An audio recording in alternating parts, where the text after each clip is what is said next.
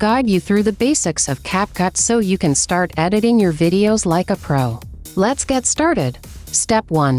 Download and install CapCut. Go to the App Store on your device and search for CapCut. Download and install the app on your device. Step 2. Import your video footage. Open CapCut and tap on the New Project button.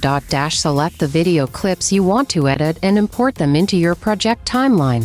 Step 3. Editing your video. Trim and cut your video clips by dragging the edges of the clips in the timeline. Add transitions between clips for a smooth transition. Add music, text, and stickers to enhance your video. Step 4. Adjusting video settings. Use the editing tools in CapCut to adjust the brightness, contrast, and saturation of your video. Add filters and effects to give your video a unique look. Step 5. Export your video. Once you're happy with your edits, tap on the Export button. Choose the quality and format you want for your video and export it to your device.